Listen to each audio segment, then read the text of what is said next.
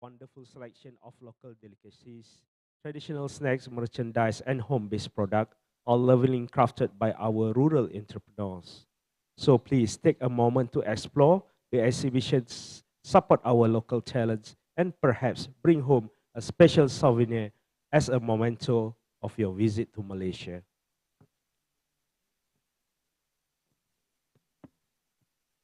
Distinguished guests, ladies and gentlemen, welcome to day 2 of ASEAN Multi-Stakeholder Dialogue on the ASEAN Master Plan on Rural Development.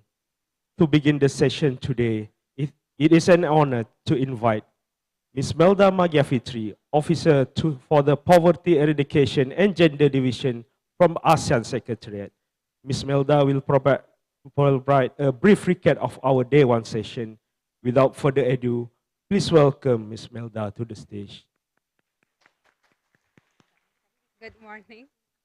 Good morning, distinguished delegates. May we have a presentation flash on screen? Okay, how are we feeling today? I hope we are good. We had a very good discussion during our day 1. And I would like to welcome back our colleagues and distinguished delegates to the day 2 of the ASEAN Master Plan, ASEAN Multi-Dialogue on the ASEAN Master Plan on Rural Development.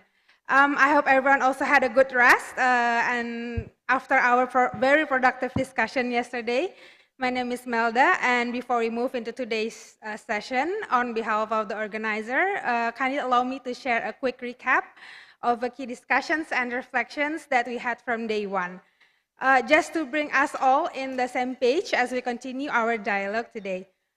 Okay. Can we seek the assistance of Secretariat or to flash this presentation on screen?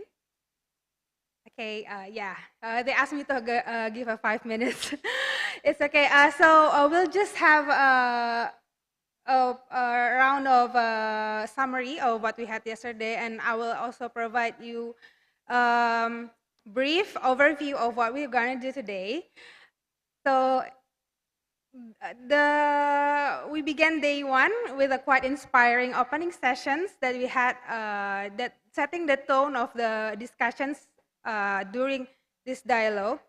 And during his welcoming remarks, His Excellency Dato' Muhammad Khair Rasman highlighted the importance of sustaining the livelihoods of rural communities and emphasized the role of women and youth in rural development. Further, we also heard the remarks from Her Excellency Hajah Nur Ashikin, our SOM-IDPE chair, and also His Excellency San Luin, Deputy Secretary General of ASEAN, both reinforcing the importance of collaborations and inclusivity in rural development. So the first session, setting the scene, Mr. Miguel Musni walked us through the ASEAN Master Plan on Rural Development. He highlighted the master plan is anchored on cross-sectoral and inter-pillar collaboration and provides guidance on improving the living conditions and well-being of rural peoples and their livelihoods. The master plan also aims to assist the most vulnerable people to get the benefit from the development. Okay, next slide. Yes. The presentation also emphasized the objectives of the dialogue, which aims to strengthen the linkages across ASEAN frameworks, foster collaboration with ASEAN sectoral bodies and entities, partners, NGOs, CSOs, private sector, and the importance of breaking the silos across sectors. The dialogue aims to generate shared knowledge to guide the priority actions moving forward. Okay, next slide, please. As we entered the first panel discussions, we were reminded again that rural development is not a standalone issue. It requires the collective efforts of many sectors working hand in hand to achieve meaningful progress for our rural communities. In this session, we heard presentations from the representative from ASEAN sectoral bodies.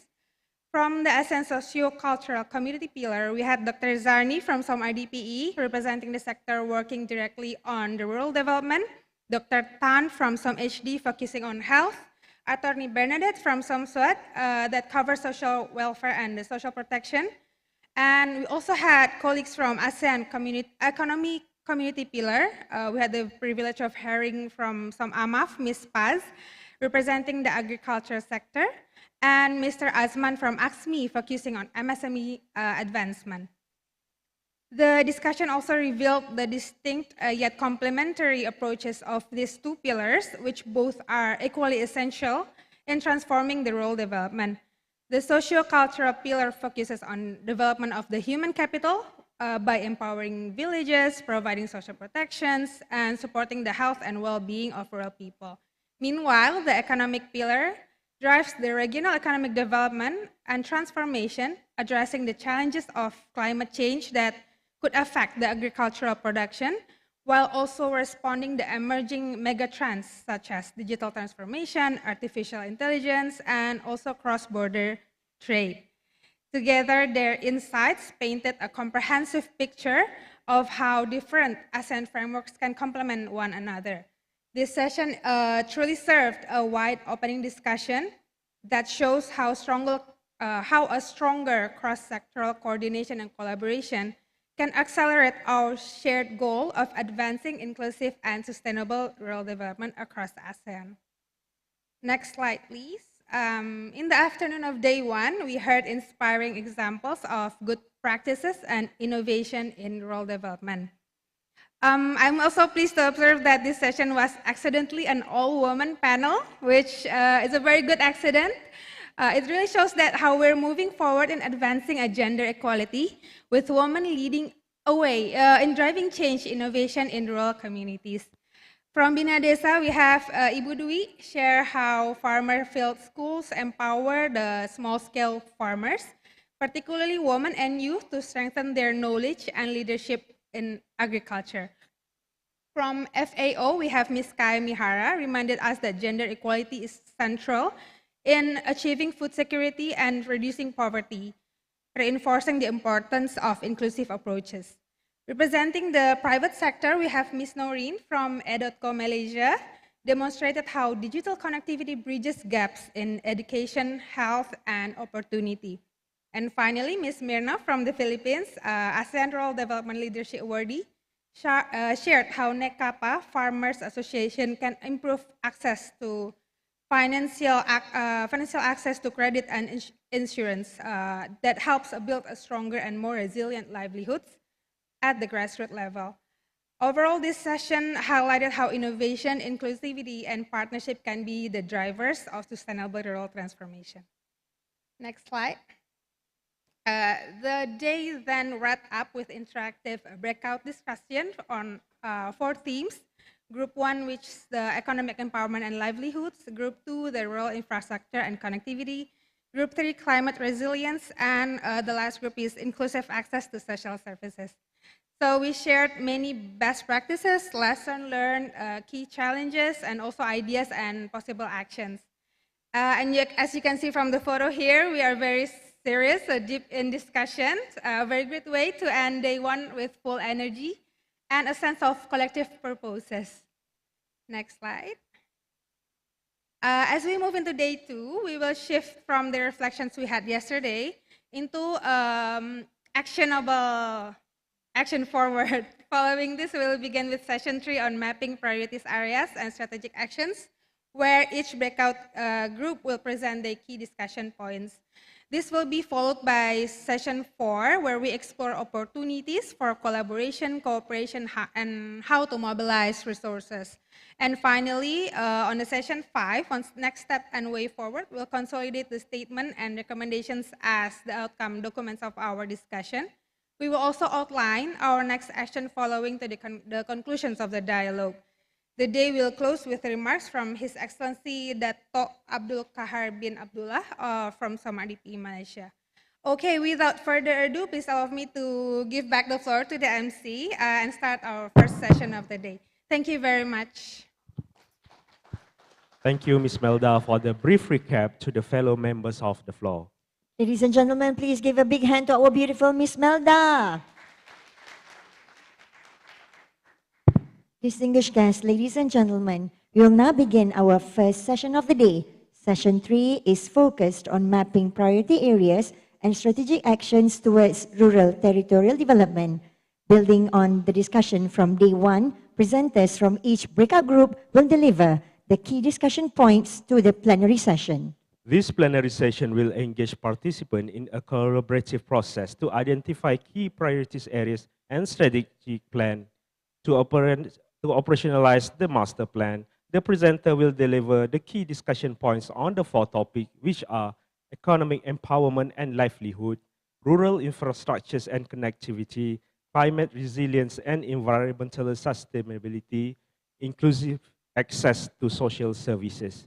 For this, may we have Mr. 𝗟𝗓𝗓 Assistant Director, Head of Poverty Eradication and Gender Division at the ASEAN Secretariat to conduct the session. Please welcome Mr. 𝗟𝗓𝗓. Thank you very much, our distinguished MCs, and good morning, everyone. We heard from the recap of Melda earlier that there was a lively discussion yesterday before we ended day 1. There were 4 groups, and there was a rich exchange of ideas and information during those breakout group discussions. So in the next hour or so, we'll be hearing from the presenters from each of these groups so that we'll get a taste of what they discussed yesterday. So perhaps we can start with Group 1. They talked about economic empowerment and livelihood, covering goals 1 and 2 of the master plan. May we have a show of hands who are the members of Group 1? There you go. Okay. And who will be giving a presentation from Group 1? Naslinda. Okay. Please, let's give Naslinda a huge round of applause for her presentation.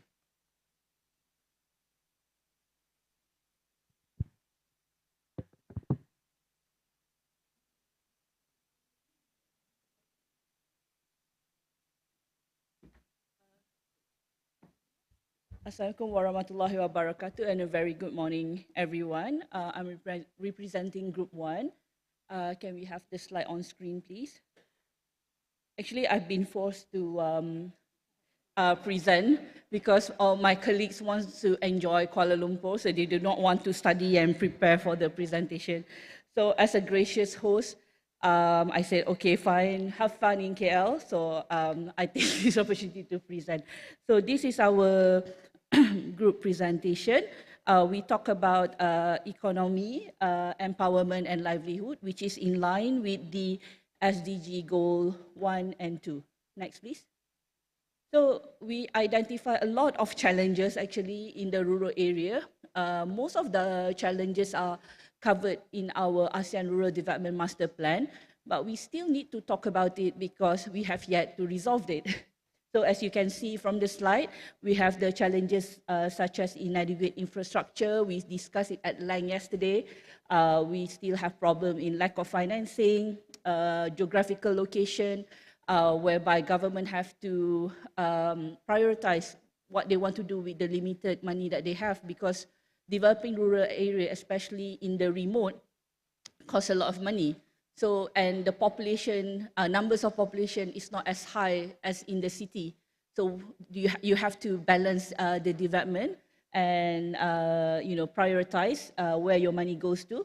And then we also talk about lack of skill and also technological development, and then weak market access for rural produced product, whereby we have a lot of products but can't be marketed at a fair price. Also, when we are now facing climate change, people in the rural area always be the first one to bear the impact, especially our farmers.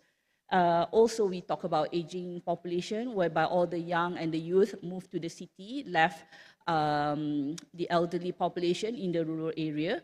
And as you know, most of the occupation in the rural area are very, physically demanding.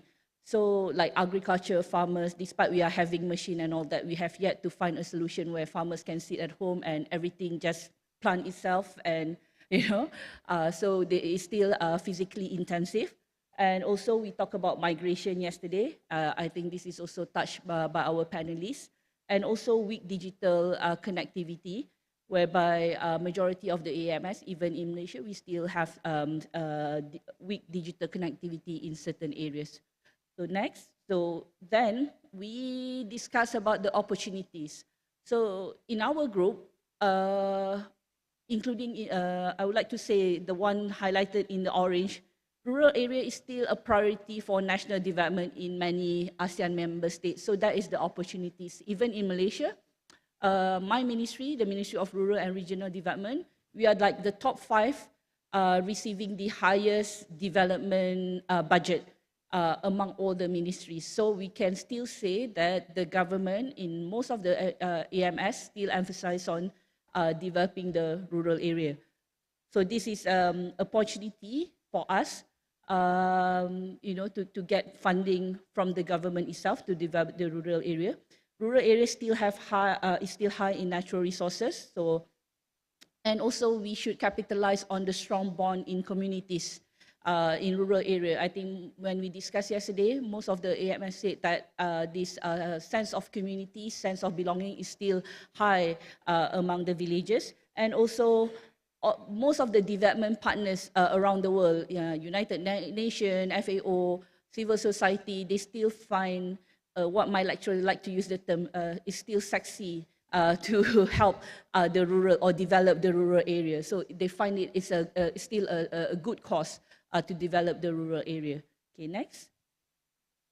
Okay, so these are some of the good practices. Oh, thank you. So these are some of the good practices that we have identified among the member states. So number 1, I just shared with them about this model of what you call that IoT in the farming side in Sabah, whereby it managed by a social enterprise. And because of that, they don't need many workers. So I think this is something that it can be done in the future. It's not really in the long future, but I think it's kind of what we can do now. And then we also have a delegate from Timor-Leste sharing that USD 50,000 revolving fund is managed by the village development and given to the village to support economic activities in Timor-Leste.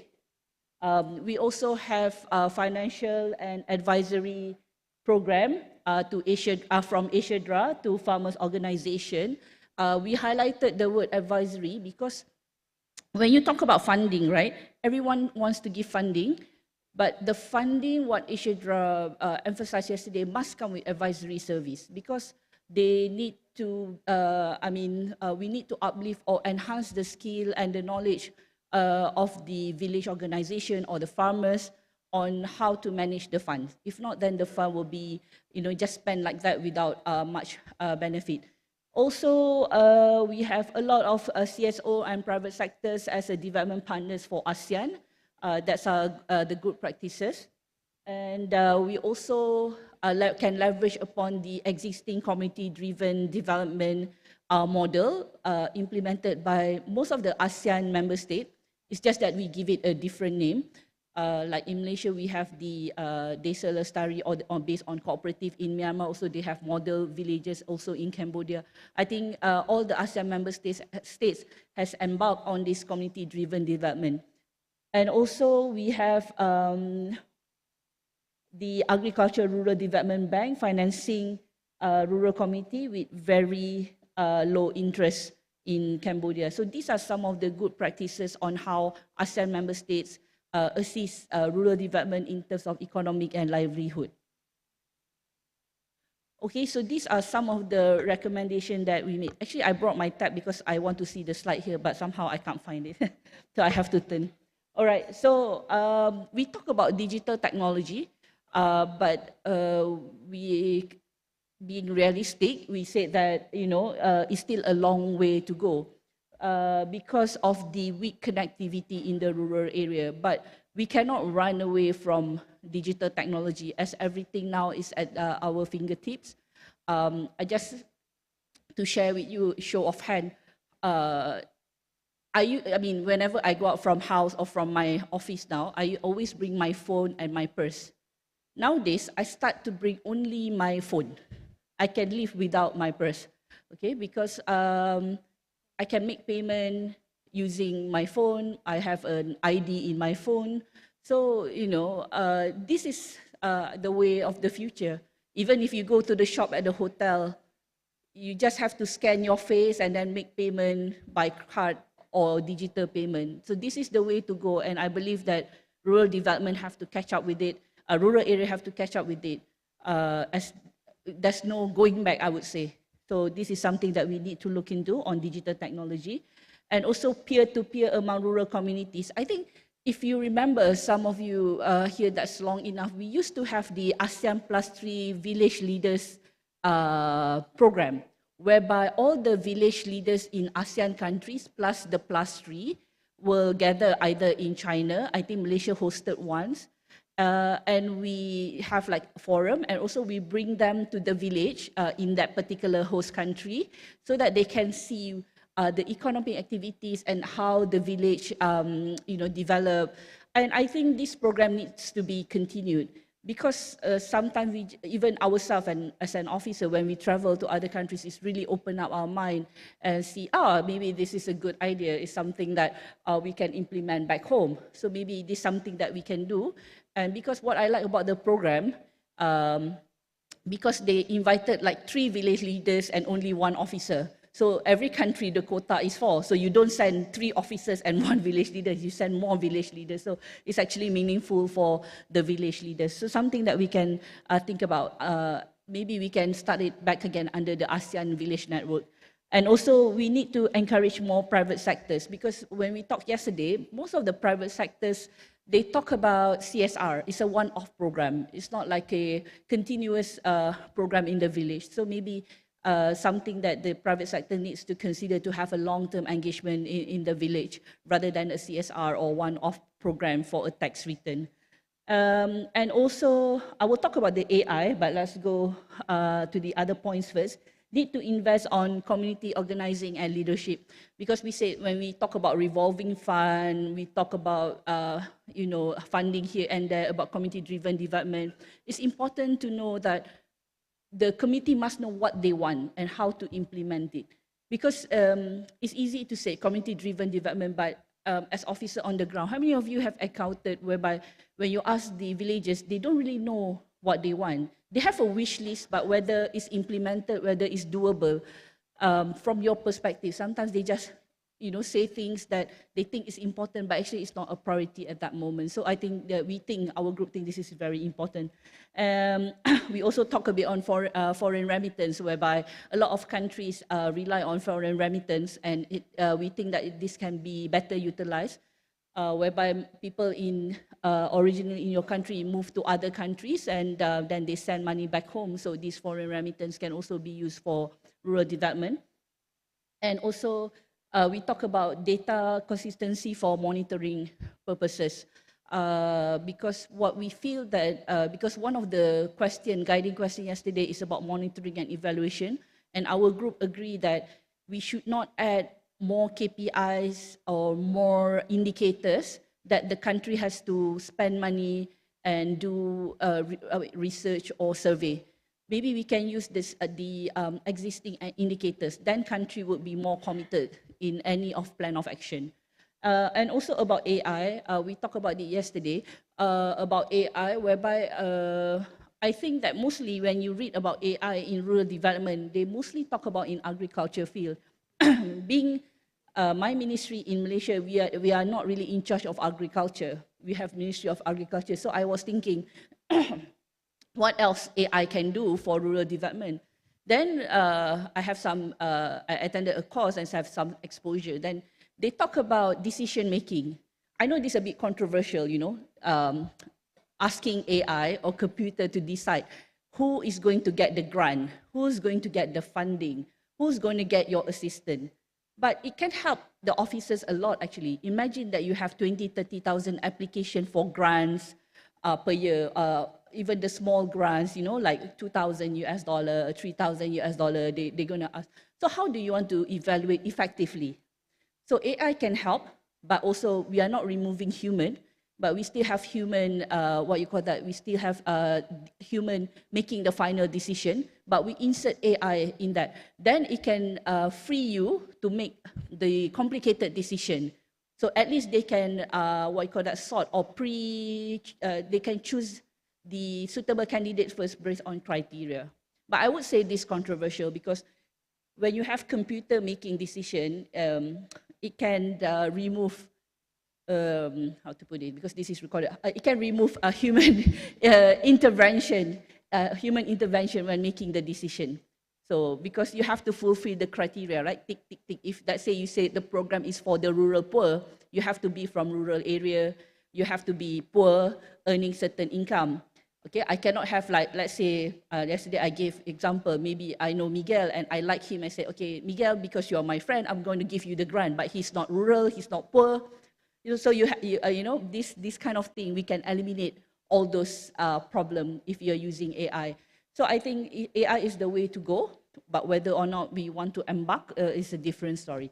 Okay, next. Ooh, sorry. It's done? Oh, I think we got one more slide.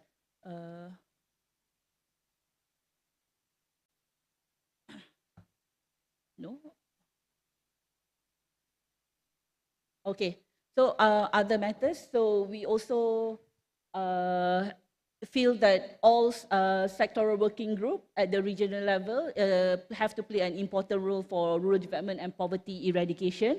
And also just now we talk about the result measurement should be at the national level using national mechanism that can be contributed back at the regional level rather than creating a new indicator. Next, I think that's it from us in Group 1. Thank you very much.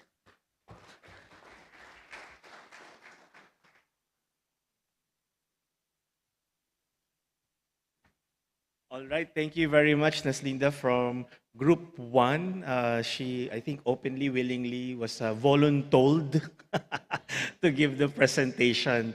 Okay, now let's move on to Group 2. They talked about rural infrastructure and connectivity.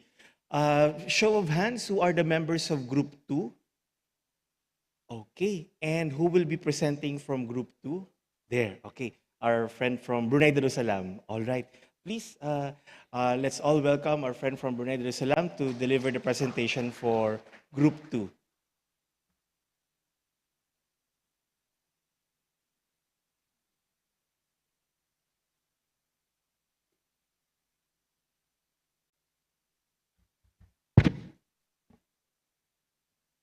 Bismillahirrahmanirrahim. Assalamualaikum warahmatullahi wabarakatuh. Salam sejahtera and a good morning to everybody. I hope everybody had a good breakfast. I'm quite full, so quite relaxed now. Okay. We are from Group 2. We are looking at the rural infrastructure and connectivity. And thank you for all the contribution from my team members from Malaysia, Philippines, Cambodia, and Timor-Leste. Actually, the interim moderator was from Malaysia, so he graciously handed over to me. So thank you for that. So let's see, and we were one of the last few, well, the last two, and we were threatened to be shut down with all here, so that we had to stop our discussion. It was such a great discussion among all of us. May I go to the next slide, please? Can everybody see it? Can I have a mic that I can just move around? Because I think I'm blocking the view. I'm not that big, but still, I might be blocking the view. I do prefer to walk around, yeah? Okay, thank you. So, we had some nice, well, we had a good discussion. And we found out a number of challenges that we have regarding the rural development, yeah? So one of the things that was highlighted by our Malaysia colleague was land acquisition. When we want to build more roads and land, and getting to access, you end up having to buy people's land, and this might be a problem. That's what we found, one of the challenges. And another thing is designing a sustainable project. I think sometimes we realize along the way there were a lot of hiccups and we have to make changes. So designing a good one is important. Thank you, Philippines, for adding the photos. As you see, we were spending so much time on the discussion that the slide is slightly skeletal, but with nice photos, okay? So it's important is to have water provision for household as well and agriculture, because we want people to start focusing on agriculture. So it's important that we actually have water, because we found that some province do not have good access to water. And this is an issue I think is similar to group 1 just now, regarding the number of people living in the rural area. There's a decreasing number, and those left are those who are slightly older, mature. Is that a good word to term? So that I don't want to say people who are old, so mature, who are left behind. And with that, you get this rural-urban migration. Less people are staying in that area. Therefore, how are they going to focus on their agriculture? With that, I think it would link with the food security. Less people doing agriculture, so less food will be produced. Therefore, there'll be an issue of food security. And then another thing is digital infrastructure as well. We need to have that if we want to develop that area, as well as the maintenance of the infrastructure. So one thing to have roads. Maintaining it is important as well.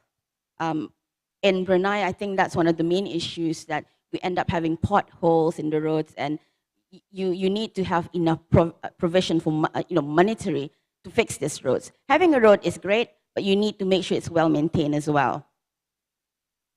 Probably I'll go to the next slide. So in our discussion, we had sharing of good practices from our member countries. One of them, I think, is from Malaysia, is where the provision of infrastructure is in the rural areas as well as in Cambodia. So you actually have allocate resources to create infrastructures in rural areas. So that's great. In Timor-Leste, there is a program of bachelor graduates so that people will come back to the villages. So that's something that we can learn from them. Now, this one would be probably controversial. This is a more seasonal workers, where Timor-Leste actually encourage people to go off to other countries. For example, Australia, I think, is the country that they mentioned. But it's a seasonal worker, not permanent. So they'll just go for a certain season, and they come back. They still come back to Timor-Leste. And another one, I think I must say, you can see, is a lot of Timor-Leste who was very passionate about what is being done in Timor-Leste. So great for you guys. They have a village development center. So if you want to know more about these good practices, I do suggest you actually approach the country's delegate to find out more about it, because I don't think I'm doing justice for them in this situation. So another one is the corporatization in the village of Cambodia. I think this is where it's very much where they pull in all the farmers, and they sort of, where they buy fertilizers in bulks, will prove to be cheaper than buying, for example, one farmer buying a certain amount of fertilizer. Instead, they make it a corporatizer in a way like a co-op equivalent. So they will just purchase in bulk orders, so it will cost less for them. That's one of the examples that was shared. And here, synergizing the pooling of funds. The word here would be a whole of government approach, because we want to reduce the duplication of work. So example, one ministry is doing one thing, another ministry is doing something similar. You're actually spreading the resources around. So if you pull it together, then sort of you reduce duplication, and resource allocation is well spent. That's the way I see it. Okay? So next slide. Our recommendation will be simple. Well, I wouldn't say it's simple. It's simple written on the screen, but we'll see how it can be done in practice. I think the first one is something that can be done among member countries, which would be a more regional strategy where the community drives the development. Because we do believe that if it's driven by us, it might not be sustainable. It needs to be driven by the community because it will be more sustainable. Yeah? You find that in any projects that you do, if we do it, it's short term. If it's a community, it will be long term because they are more accountable and they do feel it's responsible. It's their community. Okay? And of course, we do need to promote digitalization. As I agree with the group one just now, that we can't get away with it. We cannot get away from digitalization. So we also don't want to leave people behind, but we need to make sure that they know and have access to this. So it's recommended to have that. And we do believe that if you have houses in rural areas, more people will move back and development will slowly grow. The thing is, when people leave a certain area, even any companies will not want to spend money in those areas because there's not enough manpower. So if this is a very simple sort of have more houses there and people will move there. But of course, you need to make sure the infrastructure is great. You don't want people to stay and they are remotely and unable to access to, basic things. And again, resource allocation, I think the whole of government approach is important. And advocacy, okay, we need to advocate, again, the community to drive people to want to spend money there, okay? So the key thing is, another one is infrastructure provision by the PPP mechanism. I think we need to bring in our companies to sort of give back and work with the government on this. And this other example is the seed fund that perhaps from the CSR of financial institution. I think in a nutshell, it's important to revitalize rural areas for you to be able to develop the area. So, and you need to advocate for the resource allocation that it is important to spend money in the rural areas because they are the one that will be focused in agriculture and our food security might be affected. So I think we've managed to just do that within 10 minutes. Thank you very much. Thank you for the team as well.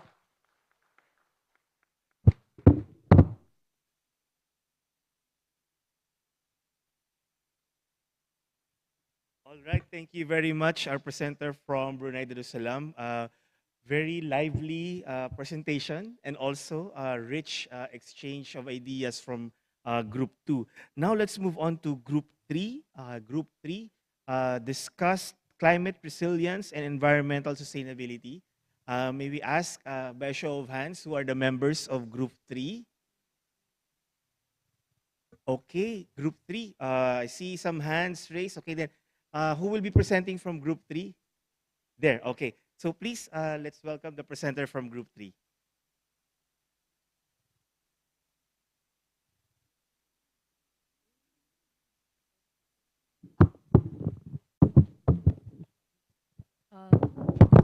Hi, good morning. I am Fiona Estanislao from the Philippines. So Group 3 is the smallest group among all of us. We are composed of 2 Philippine delegates, 1 from Laos, 2 from Thailand, and then 2 from Indonesia, but the other Indonesian is from the ASEAN Secretariat. So, right? Yeah. So we had a lively discussion about climate change, climate resilience. So, as you all know, climate change is now one of the most pressing challenges across ASEAN. So we all feel it. We all feel it in our countries. However, the bigger countries don't do so much about it. So yeah. So for us, the challenges that we have identified are, okay.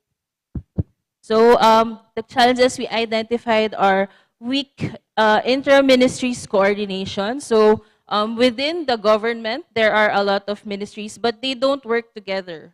Some of the ministries have a different program, but the other ministry has another program with the same goal, but they don't work together. So and then there are different priorities of the leaders. probably by the ministers or the president. They have different priorities. Like, for example, a ministry priority of the ministry is poverty reduction, and the other one is climate change. So there is really no connectivity between ministries. And then also the lack of access for the community to resources. So maybe there are no market roads, or there is no available market to sell those products. Yeah. So there is also one of the challenges we have identified is no or limited access to agricultural insurance. So as you all know, climate resilience is every country in the region faces its impact from rising sea levels and extreme weather events to threats to food and water security. So when typhoon hits a country, some of the crops are destroyed. So farmers do not have any more money to spend to grow more crops. So we need insurance for the farmers. But some governments, some countries do not have crop insurance yet. Or in the Philippines, we have crop insurance. However, some of the requirements for the farmers are very tedious. It's hard to get. So yeah, it's still a problem for the Philippines and most of the ASEAN countries. So another one is limited access to digital connectivity. So since some of the farms or most of the people who are affected by climate resilience are in the rural areas. And some of the rural areas do not have Wi-Fi connectivity or phone connectivity or phone signal. So it's still a problem. And then also lacking of infrastructures. So yeah. And then some of the good practices that we have discussed is the joint collaboration at the regional level, and then development of good plant varieties in Lao PDR. Also, it is also being done in the Philippines. We also have some crops that are climate resilient varieties. So they are drought tolerant, flood tolerant, like those kind of practices. And then we also, good practices, raising awareness on the impact of climate risks for marginalized group, gender inclusivity, and strengthening capacity for climate resilience. So one of those raising awareness in some of the countries, like in Indonesia and the Philippines, we have a climate resilient village. They practice climate resilience agriculture practices, like sorry, I made a cheat code. So climate smart agriculture is a strategic approach to farming that aim to increase productivity, enhance resilience to climate change, and reduce greenhouse gases emissions. So and then utilizing land, water, soil, and biodiversity more efficiently. So it's more on increasing productivity and then decreasing the effect on the environment. So as much as possible, we do not want to harm the environment anymore. So we use climate smart. So more on the technology, modern technology like drones, GPS, and then remote sensing to manage crops. And then also, communal model on land management in the Philippines, and also maximizing the role of digitalization and identifying research to increase resilience to climate crisis in Laos and Thailand. So as you all know, climate change is not as widely known in most countries, especially small and poor countries. So there is still more areas to be researched on. So the identifying research is one of the most important practice that we should be doing to strengthen our climate change, climate resilience. Yes. So next slide. So one of our recommendations is that there should be laws at the national level for effective inter-ministries coordination. So it was discussed by one of the Philippine speakers yesterday that in the Philippines, as long as as long as the president imposed a law, that is the only way that the ministries will work together. So there should be that level, and then we should also have a regional cooperation, like in ASEAN. So if ASEAN has a cooperation for countries, then the countries can also, and the ministries can also work together. So one of the regional level cooperation is the ASEAN Climate Resilience Network. It was established in 2014 by Thailand, and it was supported by the AMAF. So it's a back-to-back cooperation with AMAF. So AMAF is Agriculture Ministers on, ASEAN Ministers on Agriculture and Forestry. So the ASEAN CRN,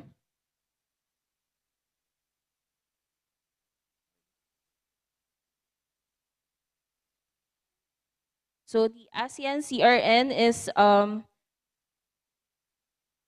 is established to ensure that, ASEAN member states are in a better position to adapt their agricultural sector to climate change and optimize its mitigation potential. So, sorry, I'm always talking about agriculture because I am from the Department of Agriculture in the Philippines. And also, agriculture is a very important part of rural development.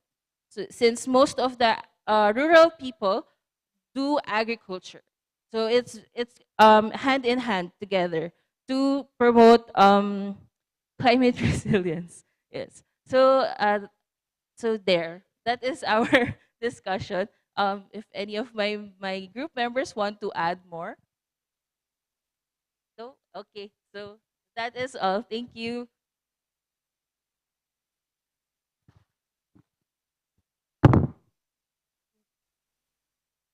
All right, thank you very much, our friend Fiona from the Philippines, for that presentation on climate resilience and environmental sustainability. Now let's hear from the last group, the group who talked about inclusive access to social services. May we ask who are the members of Group 4 by raising your hands? Okay. Now let's invite our friend from the Philippines also to present the key discussion points of Group 4, please.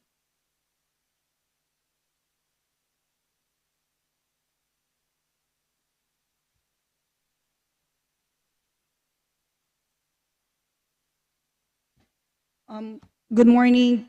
Good morning, everyone, to our distinguished delegates and ASEAN colleagues. I am honored to present our group's report on the inclusive access to social services anchored to the ASEAN Master Plan and the ASEAN Socio-Cultural Community. And today's discussion focuses on how ASEAN countries promote women empowerment and access to essential services, social services, highlighting the challenges we share and the best practices from our partners, my co-group yesterday from Malaysia, Thailand, Laos, Vietnam, and also from the Philippines. And the group highlighted examples of institutional mechanism, policy, and frameworks, and partnership initiatives that contribute to inclusive and sustainable social protection system. First, the challenges. We take note yesterday that a weak monitoring system, especially in data gathering and consistency of monitoring efforts, breakdown of transparency and accountability measures, implementation of various initiatives, inadequate coordination and space for engagement of marginalized sectors. So we agreed that these three challenges we commonly experience in our country. And across ASEAN, we shared several common challenges in ensuring inclusive access to social services.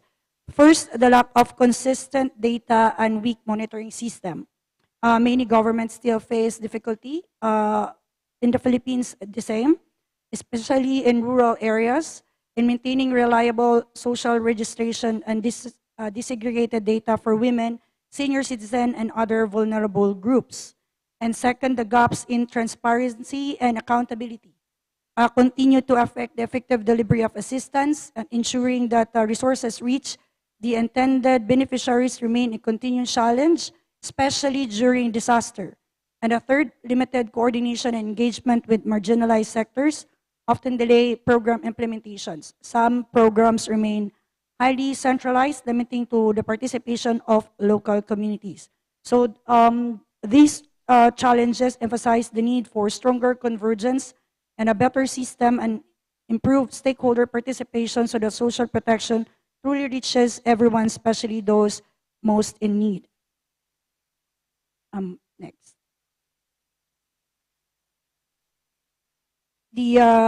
Our group yesterday shared a different good practices. So the system registration really give a very important role in harmonizing all the effective deliveries and strategies of social services. Yesterday, Malaysia shared that they have a KASI system, serves as a unified database to identify and monitor women beneficiaries of social programs. And also Thailand shared yesterday that integrates a national ID system into welfare database, improving access of women-led household.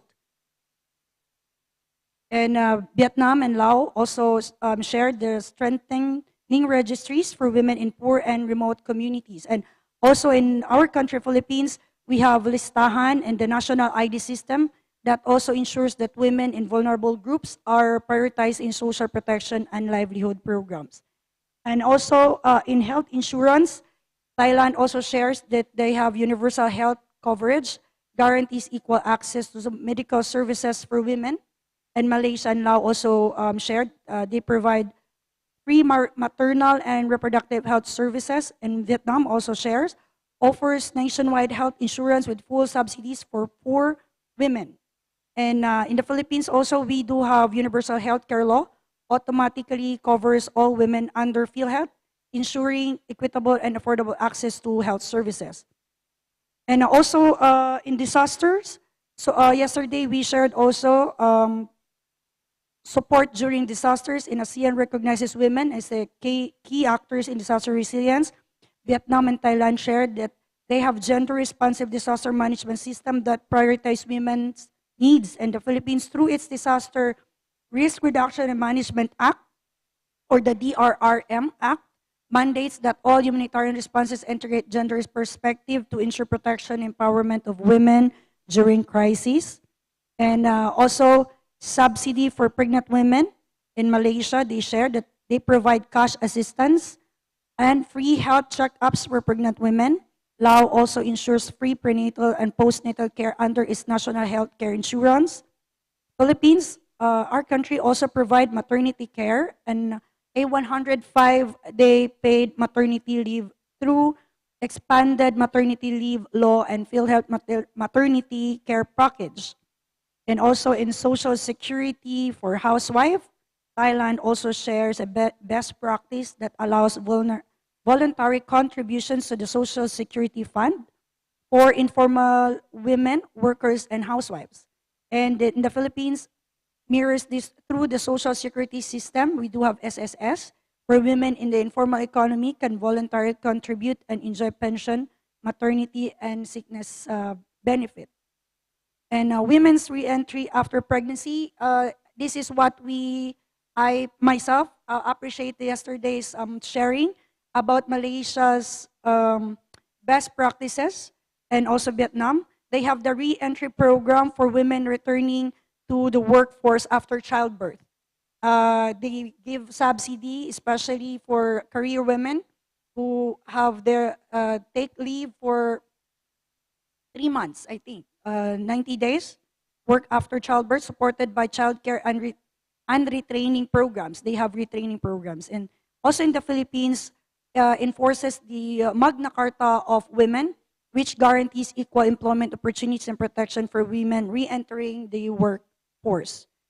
And also in assistance on victims and of this domestic violence in Malaysia, they also have best practices. Domestic Violence Act Thailand One-Step Crisis Centers, and also Vietnam. Survivors access to shelter and psychosocial support. In the Philippines, we also have the policy on that, the Anti-VAUSI Act, that provides legal protection, counseling, and rehabilitation service for women and women survivors. And now also in economic and livelihood, policies in Vietnam for women supports entrepreneurs through microfinance managed by the Women Union. And in Malaysia also, they provide livelihood training and access to capital for women-led MSMEs. In the Philippines, we also implement the Sustainable Livelihood Program, or SLP, and shared service facilities to promote women's entrepreneur and financial inclusion. And also in coordination from village to national government, Thailand and Vietnam have institutionalized multi-level coordination from village to national government, ensuring women programs are implemented consistently.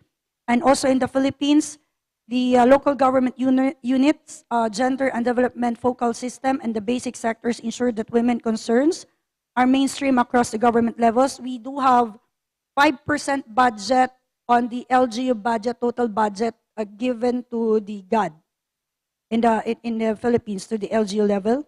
And also the funding access to the municipal level, that Thailand also shared that they provide direct funding to their social welfare and women's program. And also Malaysia allocates grants for community women's centers. And also in the Philippines, we have the Mandanas Garcia ruling ensures local governments have increased budgets to deliver women-centered programs and services. And also legislated agency in IP sectors. In Malaysia, they have the best practices also for their IP sectors. In Malaysia, the Department of Malaysia's Department of Orang Asti Department, and the Vietnam Committee for Ethnic Minority. Also, they provide social protection for indigenous women. And I heard yesterday from the sharing that they also give subsidy to their tribe elders, which a good practice also. In the Philippines, through our NCIP, we ensure indigenous women have access to education and livelihood and healthcare. And in regional coordination in the Philippines, we have regional cooperation, the VIMP-IAGA partnership. Through the VIMP-IAGA partnership involving Philippines, Malaysia, Brunei, and Indonesia, especially in rural areas in Mindanao, the ASEAN promotes regional cooperation that enhances women participation in a local economy, sustainable community development, infrastructure, and tourism. Because in Mindanao, we have many islands, and most of the part in Mindanao areas, especially in Barm area, in Sulu, Tawi-Tawi, they are most likely near to Malaysia in Indonesia. But if you see the main city in Manila, it's very far actually. So that's our cooperation with the ASEAN regional countries. And the fifth slide. So our recommendations and conclusion: to improve quality and consistency of monitoring system by strengthening convergence and partnership with multi-stakeholders, and improve consultations with the basic sectors. In our country, we do have an agency who's doing that, but we need to strengthen and give more priority and budget, because it's very limiting to the agency, because our country is big, and we have to, our mandate is to coordinate and even until to the farthest area in our country, especially the rural areas. So next is to institutionalize, improve and segregated data gathering system, build sharing of data across agencies and institutions, and improve accountability and transparency, especially those budgets for social services and anti-poverty program budgets, and also sharing good practices for learning even through online conversation, especially yesterday, that in order for us to ASEAN members, especially those group yesterdays, we, of course, after we share, we wanted to also know if all the good practices still is developing, especially the good practices about the IP sectors and the women, and we're very interested to hear about them. not only in this forum, but eventually later after the ASEAN event, if we could have even online meetings. And then, so to deepen ASEAN cooperation through shared data training and cross-country exchanges. So in our country, Philippines remains committed to advancing these priorities in collaboration with ASEAN member states, working together to build a region where every woman has equitable access to opportunities and protection and empowerment. So that's all, thank you.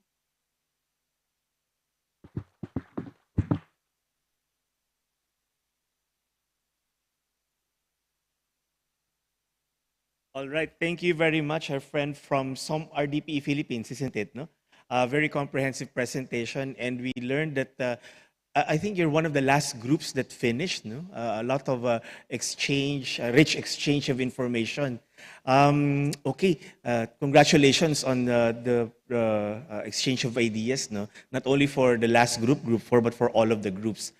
I think what we heard is quite rich, and we all deserve a huge round of applause. So congratulations to all of you for wonderful breakout group sessions. We still have some time to share ideas. No? I took down some notes just to capture some key recommendations that can probably be taken at the regional level. Since we have the opportunity of the presence of sectoral bodies here, some are DPE, some AMAF, some HD yesterday was with us online, AXME also. I think ACW is also here. Did I miss any of the sectoral bodies?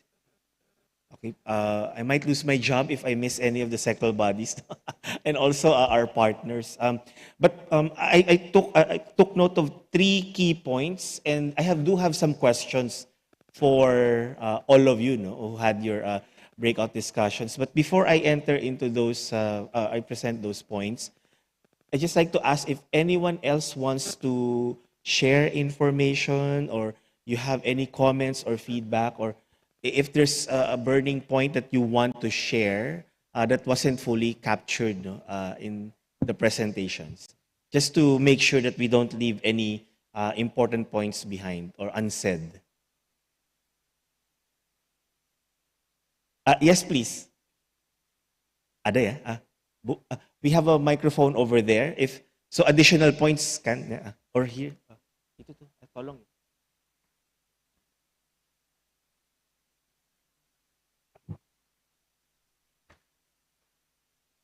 Yes, thank you. Good morning, everyone. In Indonesia, we have a national action plan for women in climate change. We have national commitment and policy fragmentation, also data and funding. And at the 23rd of October, we do a national seminar, and then to spread what should we do in every minister, and then we do collaborate, and then at our commitment, and then to build, to form a national secretary to anticipate for the every ministry, and then take ownership what should they do each ministry. And then we commit to how Indonesia to reduce stress and reduce because our commitment in zero emission. Okay. Yeah. Okay. Thank you very much for that additional information from our friend from Indonesia. Ibu, actually, that leads me to the first point I wanted to share to capture key recommendations. So, bringing us back to one of the major intentions of the session yesterday afternoon, and why we're having this plenary, is so that we can pick up the key recommendations that will go into the recommendations of this regional dialogue that we will present later before we end this regional dialogue. No? And the first point is on data and monitoring. No? From some RDPE, there was an agreement to develop a regional study. There was I think it was initially named as the State of Rural Development in ASEAN. But what we're hearing now from the recommendations is that there's a rich, existing best practices, not only on rural development, but also from the agricultural sector, social welfare, even health. No? So perhaps this regional study can be expanded to cover and to capture what you already started to share during your breakout session yesterday. No? It can build on that mapping of good practices. No? So in relation to the master plan on rural development, if there would be an agreement to proceed with this regional study, this could serve like as a baseline, no? For 2026 perhaps, or if this study is developed, then we'll have this, how can we call it, yeah? Maybe like a rural development outlook or state of rural development in ASEAN, no? So it's not just some RDPE, but all of the relevant sectoral bodies, no? Having all of these initiatives. So that's the first point. The second point, what we've heard from the recommendations, no, there's really a call for more conversations and collaboration. And we started hearing this yesterday, no, during the panel discussion. There was a call for more conversations between some RDPE, some AMAF, and then also with some SWAD, social welfare, no? So the sectors involved would be rural development, poverty eradication, agriculture and food, agriculture, forestry, also social welfare and development, health and development, micro, small, medium enterprises. So far, those are the sectors, no, at the ASEAN level that there's a call to have more conversations, no, and the form that this is being recommended is through policy dialogues. So perhaps this multi-stakeholder dialogue can be repeated. Doesn't have to be next year, could be every other year, no? And there was a recommendation, I think I saw it twice from the 4 presentations, to have a working group. That one, I think that needs to be discussed further by the sectoral bodies and the member states. Although we do have existing experience on that, no? From the gender equality sector, they have a steering committee on gender mainstreaming. They also have an advisory group on women, peace, security. So there are existing mechanisms for that. They're not a working group consisting of member states, but rather they're like in the capacity of an advisory group, no? So they're still comprised of member states and sectoral bodies, but there are more stakeholders coming in, no? Now, one of the key ideas that was brought forward is coordination at the national level, no? We heard that there's still space to improve and strengthen interministerial coordination, no? So perhaps at the regional level, when there's policy dialogues between some AMAF, some RDPE, some SWAD, so these cover ministries of rural development. I think for some member states, this is from the Ministry of Interior, isn't it, no? And also Ministry of Social Welfare, Ministry of Agriculture. So that can foster more coordination at the national level. So that's the second point I wanted to pick up, no? So that it can be reflected in our general recommendations. The third point is specific projects, no, or initiatives. We heard from Group 1, some RDPE in the past led the ASEAN +3 Village Exchange Program, no? And it was aptly described by Naslinda earlier, where village leaders and government officials would travel to, I think there was a time they went to China and then to Republic of Korea. So perhaps this could be revived, no? But now within the framework of the ASEAN Villages network. And that's an initiative from 𝗟𝗓𝗡. We're not sure, perhaps there's a similar initiative from 𝗟𝗓𝗡. So maybe that can be one of the things that can be mapped, no? To see so that we don't overlap and we just maximize the existing ASEAN-led mechanisms. The other one, it's I think across the 4 presentations, no, engagements with rural people's organizations, no, farmers cooperatives, rural women. So for 𝗟𝗓𝗡, they have an annual platform. They organize this annual ASEAN Public-Private People Partnership Forum on Rural Development and Poverty Eradication. No? So it's an annual forum attended by 𝗟𝗓𝗡, civil society organizations like farmers organizations, cooperatives, and even the private sector.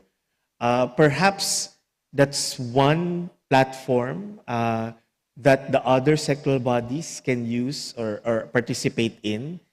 For example, maybe 𝗟𝗓𝗡 can be invited to join and explore how there could be more interface, not only between 𝗟𝗓𝗡 and 𝗟𝗓𝗡, but also with the stakeholders. No? Because this annual platform of 𝗟𝗓𝗡, not only is it an annual platform, it's attended by multiple stakeholders. No? And I think it's also attended by your awardees. No? So 𝗟𝗓𝗡, this sounds like I'm selling 𝗟𝗓𝗡. No? It's just sharing what the 𝗟𝗓𝗡 has, no?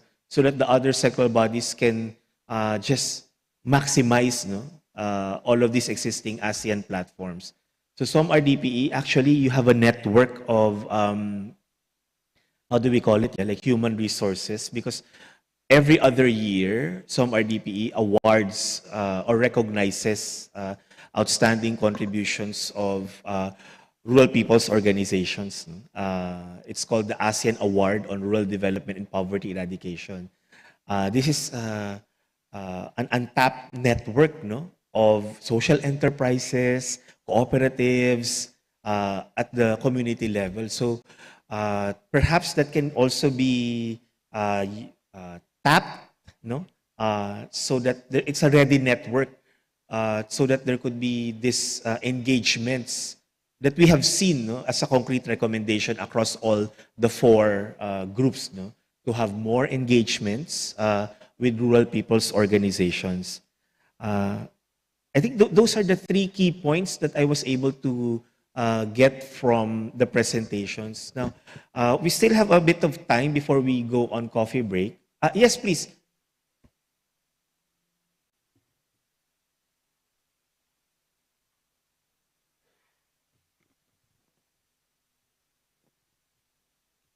Yes. Okay. Yeah. When we talk about the 𝗟𝗓𝗡, I think that it's cross-cutting issues with because I'm working in Ministry of Women Empowerment and Child Protection, and I think in ASEAN we have a same condition because like Indonesia we are in archipelago, and then for the climate change that's so really big impact for women actually. And we divide 7 sector strategies in National Action Plan, Gender and Climate Change. Number 1 is food, agriculture, water and irrigation. And number 2, forestry and peatland. Number 3, energy and waste management. Number 4, green economy. Number 5, disaster management, resilience, include loss and damage. Number 6 is social, culture, health, and children protection. Number 7, marine, coastal, and blue economic. I think we can cross-cutting issue that's the impact. Wonderful. Thank you. Yeah, that's a great intervention, Ibu. We have a good practice from Indonesia, a model where it's from the Ministry of Women, no, Ibu, covering all of these topics that resonate or echo with what I think Mendes, no, the Ministry of Villages, that are also advocating or working on. No? So instead, so to avoid any like overlap or to optimize available resources. So, and there's also policy coherence. So perhaps that conversation between the ministries can be facilitated. No? And we're hoping that this conversation, based on the ASEAN Master Plan on Rural Development, will provide this framework, no, for the ministries to talk to one another. No? And not only the ministries, but also involving the stakeholders. Yeah. So this brings me, thank you, Ibu. This brings me to some of the questions that perhaps the participants, you would have some more information, no? Or ideas. From all the 4 groups, we saw technology and also AI. No? This is an emerging, or it's an issue that we're already facing. No? In relation to our conversation on how the master plan can help you, can help us at the ASEAN level. No? What thoughts do we have about harnessing technological developments, no? And also the power of AI to the benefit of rural people's organizations, to benefit your work in your ministry, as you also work with your counterparts in other ministries? No?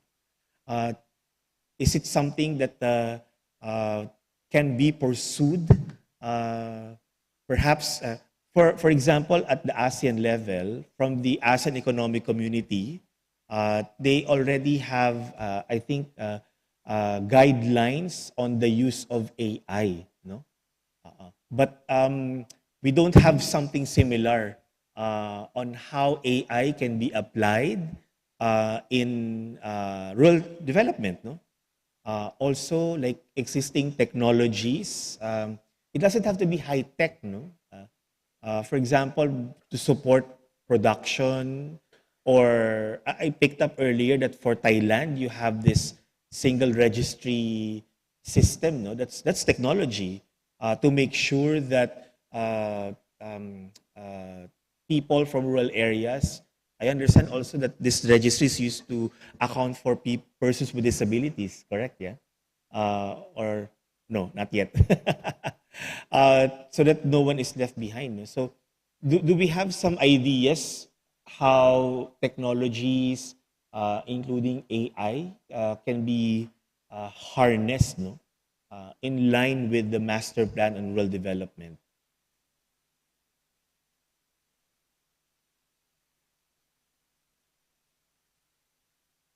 We have microphones across or in this room. If anyone has any thoughts you want to share, please feel free to share them.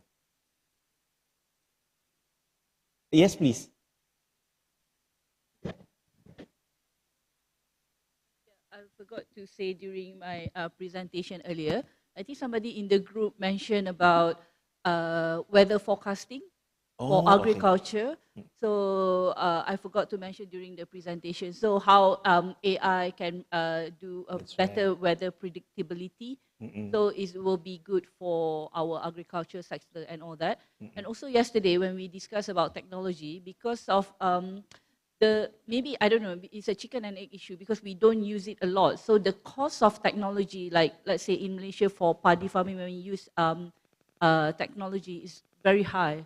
So it's not really cost effective. But there are some, let's say in like the example that I gave in vegetable farming, it can reduce the cost and the upfront or the startup cost also is not that high. They can start vegetable farming with technology, so they can just monitor from their tablet. That's right. So you just need one worker. So maybe you can reduce dependency on workers. So I think AI in that. But that, like I said in my presentation, when we talk about rural development, they still talk about agriculture sector. But again, like you said, registry, maybe land registry, processing of application in terms of good governance, Yeah. and just now weather forecasting or predictability for agriculture or fishery sectors. Maybe something that we can look into. Good. Okay. Thank you. Thank you. Yes, ma'am. From 𝗟𝗓𝗡. Actually, I think I was the one who who presented that. In the Philippines, we're doing that, but only for rice right now. No, eventually we will use it for other crops. But there's it's an app where it's really a real time weather forecasting. So you know when this rain will really fall on this particular area. So we will know when to plant, the best time to plant, when not to plant, no, but using that app. So we're doing that right now for rice, no, under our national rice program. Okay, and I would also like to share. This is under the 𝗟𝗓𝗡 because there is a study which we commissioned on 𝗟𝗓𝗡 commissioned the National University of Singapore to do a study on climate change, you know, and this is an ongoing study. It's not yet final, but this is to gain a deeper understanding of the effects of climate change on the agriculture sector. And the study examines future yields of 5 crops covered by the ASEAN Food Security Information System: maize, rice, cassava, sugarcane, and soybean. So I think this study, can be shared with the rural development sector, so that we learn from each other, and we don't have to do another study on climate change, on the impact of climate change on agriculture, which we said agriculture and rural development are really interlocked. In fact, in the Philippines, 25% of our labor force is in agriculture. So yeah, I think this study is very important. Eventually, it will be finalized, and maybe this can be shared with the rural development sectoral group. Thank you. Okay, thank you, ma'am. That's a very good point on resources already available at the ASEAN level, being done by other sectoral bodies, no? And it's just a matter of sharing them, no? So from 𝗟𝗓𝗡, you also have a working group on research, no? And 𝗟𝗓𝗡 regularly convenes a working group on climate change, and it's also attended by some RDPE, no? So again, perhaps it's just a matter of mapping all of these platforms and available resources, no? So that if there are any new or if there are any gaps, that's where cooperation or resources can be allocated, no? Yes, please. I think AI can improves the issues of disaggregated data, especially in monitoring all the anti-poverty programs and how to access in social services. For example, to enhance the quality and analyzing the issues of, for example, broken down data in categories like sex, age, income, geography, disability, and also ethnicity. Yeah. Because now we have different IDs and registration. But if we started from rural areas to include already the age, to monitor the senior citizen, and of course include also the disability, as well as also the ethnicity, so that we can harmonize all the programs and budgets for a certain and programs on a certain, for example, IP sectors, and if that IP sector is also PWD, so we can have a data, specific data and harmonized data. So I think AI can improve that that system. Also, automated data gathering. So if our country, Philippines, were trying to do that, but of course, we're not into that level yet. So we're trying to improve, and also algorithm detection, because now youth, especially youth, are using more of cell phones, and so I think AI can help in that situation. Yeah, thank you for that intervention. Actually, your last point on youth engagement is one of the things I wanted to ask all the participants. No, I think it was mentioned a few times during the presentations. Just a quick time check. I think we still have a couple of minutes left. No? If I could ask the participants throughout your discussions, how do you see engagements with the youth, like the rural youth, no? Being like incorporated in rural development. No? We, in a sense, we saw this when we talked about aging societies. No? Only older persons remaining or staying in rural areas, rural communities. No? We also got a sense of this when it was mentioned several times that a lot of people are moving out of rural communities, no? And there are initiatives. For example, Timor-Leste, you mentioned that you have several programs to attract people to stay or to go back to rural communities. No? So again, going back to how we can utilize the ASEAN Master Plan on Rural Development, no, to engage more the rural youth, no? How they can be more involved as a specific target group. No? Do we have any ideas on this or any thoughts you want to share? Yes, maybe Marlene first. Yeah. From 𝗟𝗓𝗓𝗓.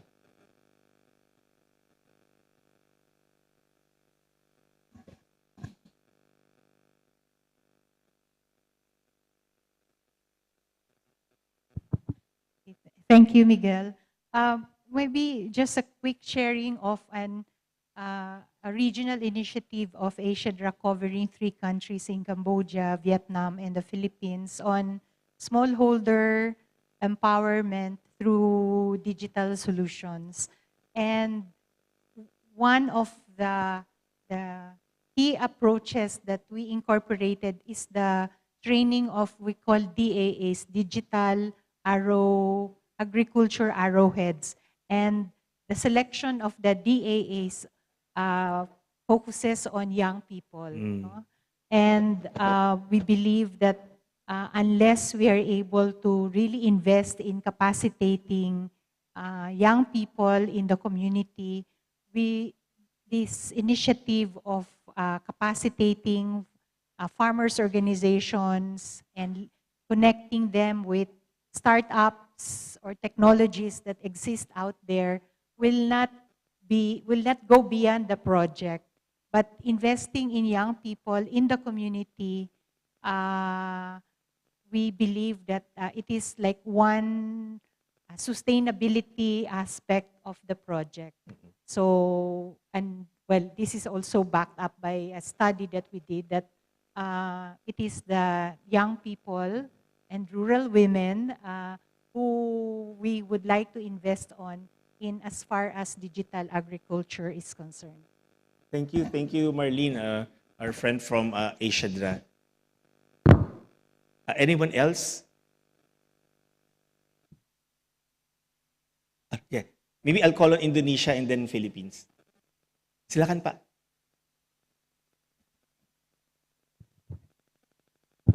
Thank you. Thank you for your time. In my opinion, for young Gen Z, and now they call the Gen Z, first, they don't want to marry very quickly. Yeah, the Gen Z, they don't want to marry very quickly. And for agriculture, this Gen Z high skill in technology. So in Indonesia, I program IoT, big data for the agriculture, for the waste, everything into energy, into whatsoever, so they can get for example, they can create a big data, they can create IoT, they can create penetration for the agriculture, for fertilizer, for energy, for whatsoever, so they can develop the rural area. No need to go to the big city. So they can develop the rural area from their hometown, and then they can also provide the technology. For example, like in Philippines, they can create for drone, for example, to support the agriculture, to support the harvesting system and whatsoever like this one. And this big data can be used for investor, whatsoever, yeah. So they can use to provide this big data. They can use, they can provide, so they can also share this. Okay. For example, this is go to the market, international market, for example. So I think this is good to develop the rural area. I think this. Thank you. Okay, thank you very much. I think what your point highlighted is the role of government in fostering this enabling environment for the youth to be engaged on IoT. This is IoT, Internet of Things, yeah? Yes. And having these innovative ideas so that they don't have to leave, no, their communities. Yes, they don't live to their community. They can create themselves the big data. This big data, the same like a share, so they can put, and maybe many people or investors can use this big data. That's right. They can invest there. They can develop IoT there. They can develop technology like this one. Yeah. Okay. Thank you very much. Maybe one last or two. I saw a friend from NAPSI, from SOMRDPE Philippines, and then from SOMSWAD Philippines.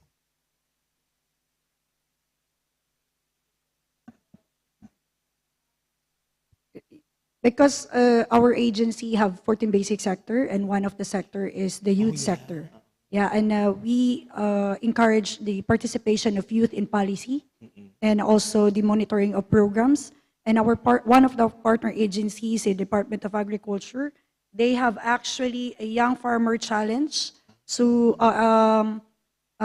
they give grants and financial support and capacity building for the youth, and not limited to rural areas, because as you said, many of the youth are going to the bigger city. So we encourage them also to urban gardening and urban food production, and also incorporating technology and farming, because our youth now are afraid of the heat of the sun, and they don't want to use the kalabaw anymore. So that's why the digitalization and the use of technology in farming and other techniques also to encourage the youth to not forget do farming, because we are afraid that in the future we may not have food anymore, because there's no next generation to continue the farming industry. Yeah. And further studies on climate resilience, the technology to incorporate, because now climate change also affects really on the rural areas, especially those farming fields, and incorporating also technology and seed resilience because of the weather challenge, and also capacity building and education. It's actually started at the young age to. Sometimes the techniques in education, sometimes they cannot use it in rural areas. They're more after they graduated, because there's no other industry. So that's why other agencies also focuses on how to capacitate them not to go out from the rural areas, instead of utilizing, especially the land that they have to go for farming. So that's how we harmonize all the. Okay. Thank you for that additional information from SOMRDPE Philippines. SOMSWAD Philippines, please. As part of the enabling environment for our youth, maybe we can also consider the participation of youth in barangay or community assemblies. Admittedly, as of now, we only monitor as key performance indicator the engagement of women in barangay assemblies, in paid labor, but maybe we can also consider, yes, we recognize the participation of youth, We have recognitions on the participation, but as to number, we do not have that. If we encourage them, we listen to them, so they will have the voice on what youth-sensitive interventions they need at the level of the community. We should just listen to them, because during barangay assembly, sometimes the youth tends to defer to the elders. So we should give them that specific opportunity for them to be heard. Thank you. All right, thank you. Thank you very much, Samsud Philippines. Okay, does anyone else have any? Yes, from Thailand, please. Yes, please. Thailand would like to share a little bit of a young initiative in Thailand too. As everyone knows, Thailand have the very best practice initiative called One Tambon, One Product. So years ago, more than 20 years ago, then we try to support people to be part of our projects. But nowadays, we try to encourage the young people come to participate with this project, and we set up another project called Young OTOP. So their parents or their own member of the OTOP projects, that if they have a child or they have a relative that want to be part of this project, then we support them to be part of our OTOP member. This project is not just only give the young people from inside the town back to their own hometown, but we encourage them the parents to transfer the knowledge, the wisdom from the old group to the new young generation in Thailand too. Thank you. All right, thank you very much, Thailand, for that intervention. Also, a good practice on engaging the youth through this project. Perhaps with the permission of everyone, we can start to close this session before we go into our well-deserved break. Personally, I'm very happy that the last two interventions came from Thailand and the Philippines, because Thailand is the incoming 𝗟𝗓𝗡 and 𝗟𝗓𝗡 chair.